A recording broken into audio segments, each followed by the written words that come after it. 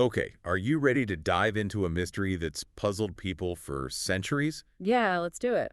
We're talking stigmata. Specifically. The stigmata of St. Francis of Assisi. Oh, a classic. You clearly have a curious mind to send this stack of sources our way. It's a topic that never really fades away, does it? Right. 800 years later, and we're still talking about it. Like, imagine the reactions today if someone claimed to bear the wounds of Christ. Oh, I can only imagine. But before we get ahead of ourselves, Right. let's start with the basics for anyone tuning in who might be new to this Yeah. whole thing. Yeah, good idea. When we say stigmata, Which, by the way... and by the way, the word itself comes from the Greek Oh, is that right? for brand or mark. Interesting. We're talking about bodily wounds that resemble those Jesus experienced during the crucifixion. And while the term technically has a broader meaning, it's become almost synonymous with Christian mysticism. Exactly. Sure. And with St. Francis, we're not talking about just any wounds, but ones that mirrored those inflicted on Christ during his crucifixion,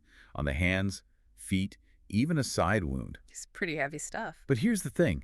St. Francis wasn't just some random guy who suddenly became this, walking, breathing icon. Right. He was the real deal, a man deeply devoted to Christ, He really was. founding the Franciscan order, even challenging societal norms by choosing a life of poverty. Yeah, he was all about that. There are stories about him giving everything away, living among the poorest of the poor. His life was a radical embodiment of his faith, you know? Talk about dedication. And that historical context is key to understanding the reactions, both skeptical and reverent, to this stigmata. Which brings us to our deep dive. I'm ready. We've got a fascinating mix of historical accounts, different theological interpretations, and even some personal reflections on this whole phenomenon. Very interesting. You ready to unpack this? Let's do it.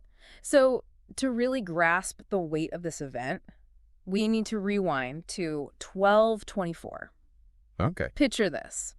St. Francis is on a retreat, a spiritual deep dive of his own, on this secluded mountain called Mount La Verna, or La Verna as it's sometimes called. Right. He's preparing for the Feast of the Exaltation of the Cross, which, and this detail sent chills down my spine when I read it. Okay, tell me you didn't just foreshadow something. Oh, absolutely did. This detail is key. Okay. You see, the timing of what happened to Francis, just days before this important feast day, makes the event all the more significant. You're killing me. What happened? Okay. You can't just drop a bombshell like that and not tell us. Yeah. Our listener needs to know. Picture this. Francis, deep in prayer and fasting, has this incredibly vivid vision. Not just any vision, mind you, but a seraph appearing before him. A seraph. For those of us who might have missed that Sunday school lesson. Right. We're talking a six-winged angel, a being of pure light and power. Right. But here's the kicker. This seraph, it wasn't just radiant and majestic. Yeah. It bore a striking resemblance to a crucified figure. Wow. Like, imagine that for a second. Wow. I mean, talk about intense. It's like something out of a movie, but with way higher stakes. And as if the vision itself wasn't powerful enough, afterward, Francis bears wounds. Yeah. Actual physical wounds. Okay. That mirror the wounds of Christ's crucifixion. Wounds on his hands and feet, as if pierced, and that iconic wound on his side. Whoa. So we're not talking about like a scratch or a scrape here. No. These were significant injuries. Exactly. And what makes this even more incredible is that St. Francis is considered the first person in recorded history to have borne the stigmata. Wow. His experience basically set the stage for how stigmata are viewed, especially within Christianity. It's like his story became the archetype. And remember Brother Elias, who we mentioned earlier? Yeah. He led the Franciscan order after Francis passed away. Right. And he actually wrote a letter confirming the existence of the stigmata. It's like having that piece of historical evidence to back up this incredible event. Right. And then there's Brother Leo. Okay. This was Francis's closest friend and confidant, essentially his right-hand man.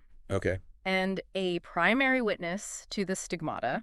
Oh. He was with Francis on Mount La Verna. Yeah. And provided firsthand accounts of what he saw. Okay, that's huge.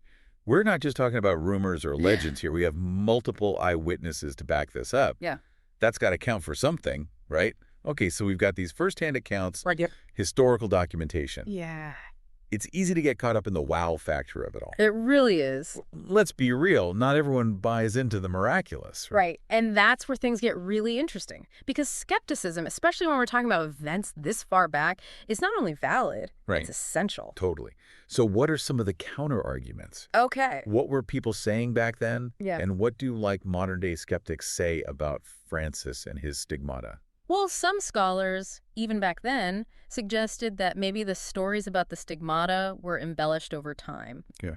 You know how stories go, they get passed on, Yeah.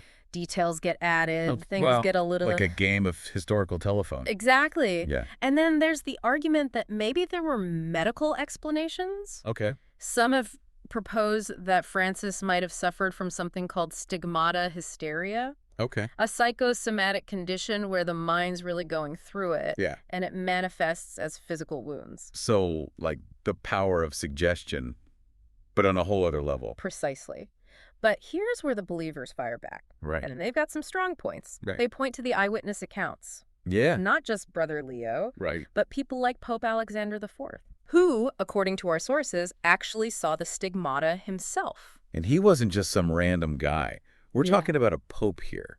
Yeah. So someone in a position of power and influence is vouching for this. Exactly. And then we have figures like St. Bonaventure, Okay. a prominent theologian, Hmm? who offered a different perspective. Okay. He believed that the stigmata were a divine response to Francis's profound love for Christ. Like, his love was so powerful, Yeah. so pure that it manifested physically. Okay, so not just random wounds, Right. but a direct reflection of his spiritual connection. Yeah, That adds a whole other layer to this, doesn't it? it does. It's not just about the wounds themselves, Right. but what they represent. And that brings us to the heart of it, doesn't it? Why does this story, this Yeah. debate, Yeah. still matter 800 years later? That's the million-dollar question. What can we, in our modern world, Mm-hmm. take away from all of this? Whether or not you believe in the miraculous, Yeah. the story of St. Francis and the stigmata speaks to something incredibly human. The power of empathy, Right. of love so strong that it transcends the physical. It's about connecting with the suffering of others, Yes. sharing that burden, even if it's just in a small way. Precisely. And that idea, that capacity for connection and compassion, Right. that's something that resonates across cultures, Yeah. across religions, even across centuries. Wow, so much to think about. Big thanks to you, our resident expert, for taking us on this incredible journey through history, faith, Oh, it's my pleasure. and the mysteries of the human experience. It really is fascinating. And to you, dear listener, the one with a curious mind and that stack of intriguing sources, we leave you with this.